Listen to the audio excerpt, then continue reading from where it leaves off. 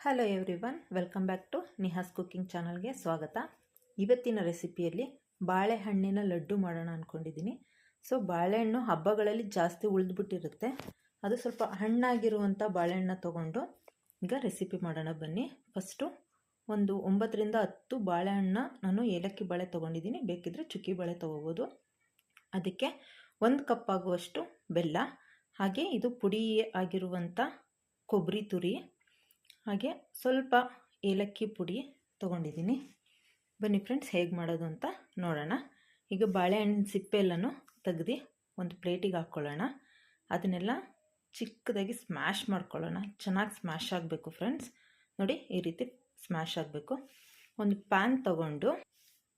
PAN ತಗೊಂಡು ಅದಕ್ಕೆ ಈ ಪುಡಿಯಾಗಿರುವಂಥ ಕೊಬ್ಬರಿ ತುರಿ ಏನಿದೆ ಅದನ್ನು ಆ ಪ್ಯಾನ್ ಒಳಗಡೆ ಹಾಕ್ಕೊಳ್ಳೋಣ. ಅದನ್ನು ಸ್ವಲ್ಪ ಕೈ ಆಡಿಸ್ತಾ ಹೋಗ್ತಾ ಇರೋಣ. ಸ್ವಲ್ಪ ಬಿಸಿ ಆಗಬೇಕು ಅಷ್ಟೇ ಫ್ರೆಂಡ್ಸ್. ಆ ಬಿಸಿಯಾದಂಥ ಕೊಬ್ಬರಿ ತುರಿಗೆ ಈ ಬಾಳೆಹಣ್ಣು ಏನು ಸ್ಮ್ಯಾಶ್ ಮಾಡ್ಕೊಂಡಿದ್ವೋ ಅದನ್ನು ಅದರೊಳಗಡೆ ಹಾಕಿ ಸ್ವಲ್ಪ ಚೆನ್ನಾಗಿ ಮಿಕ್ಸ್ ಮಾಡ್ತಾ ಇರೋಣ. ಕೈ ಆಡ್ತಾ ಇರಬೇಕು, ಇಲ್ಲಾಂದರೆ ತಳ ಹತ್ಬಿಡುತ್ತೆ.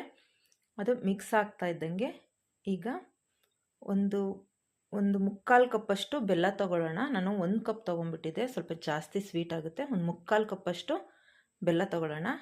ಅದನ್ನು ಆ ಪ್ಯಾನ್ ಒಳಗಡೆ ಹಾಕಿ ಚೆನ್ನಾಗಿ ಕೈ ಆಡಿಸ್ತಾ ಇರಬೇಕು. ಅದು ತುಂಬ ತೆಳು ಆಗ್ತಾ ಹೋಗುತ್ತೆ, ಯಾಕೆಂದರೆ ಬೆಲ್ಲ ಕರಗುತ್ತೆ. ತೆಳು ಆಗ್ತಾ ಇದ್ದಂಗೆ ಅದಕ್ಕೆ ಸ್ವಲ್ಪ ತುಪ್ಪ ಹಾಕ್ಕೊಳ್ಳೋಣ. ನಾನು ಸ್ಕಿಪ್ ಮಾಡಿಬಿಟ್ಟಿದ್ದೀನಿ ತುಪ್ಪ. ಇದಕ್ಕೆ ಒಂದು 2ರಿಂದ 3 ಸ್ಪೂನಷ್ಟು ತುಪ್ಪ ಹಾಕ್ಕೊಳ್ಳೋಣ. ಸ್ವಲ್ಪ ಟೇಸ್ಟ್ ಚೆನ್ನಾಗಿ ಬರುತ್ತೆ. ಚೆನ್ನಾಗಿ ಹಾಗೆ ಕೈ ಆಡಿಸ್ತಾ ಇರೋಣ. ಹಾಗೆ ಇದಕ್ಕೆ ಸ್ವಲ್ಪ ಏಲಕ್ಕಿ ಪುಡಿ ಹಾಕ್ಕೊಂಡು ಚೆನ್ನಾಗಿ ಮಿಕ್ಸ್ ಮಾಡ್ತಾ ಇರಬೇಕು ಫ್ರೆಂಡ್ಸ್. ಮಿಕ್ಸ್ ಆದಮೇಲೆ ಇನ್ನೊಂದು ಸ್ಪೂನು ತುಪ್ಪ ಹಾಕ್ಕೊಳ್ಳೋಣ. ತುಪ್ಪ ಹಾಕ್ಕೊಂಡು ಮತ್ತೆ ಚೆನ್ನಾಗಿ ಮಿಕ್ಸ್ ಮಾಡ್ತಾ ಇರಬೇಕು. ಈಗ ಆಗಿದೆ ನೋಡಿ.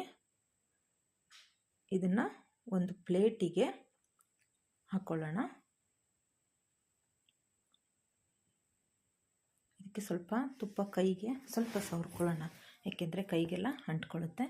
ಇದನ್ನು ಚಿಕ್ಕ ಚಿಕ್ಕದು ಉಂಡೆ ಆಗಿ ಮಾಡಿಕೊಂಡು ಇವಾಗ ನಾವು ಕೊಬ್ಬರಿ ತುರಿ ಏನಿದೆಯೋ ಪುಡಿ ಮಾಡಿರೋದು ಅದನ್ನು ಆ ಕಟ್ಟಿರೋ ಉಂಡೆ ಏನಿದೆ ಅದನ್ನು ಅದಕ್ಕೆ ಉರುಳಿಸ್ಕೊಂಡ್ರೆ ಫ್ರೆಂಡ್ಸ್, ಈಗ ರೆಡಿಯಾದ ಬಾಳೆಹಣ್ಣಿನ ಲಡ್ಡು ಆಗಿದೆ.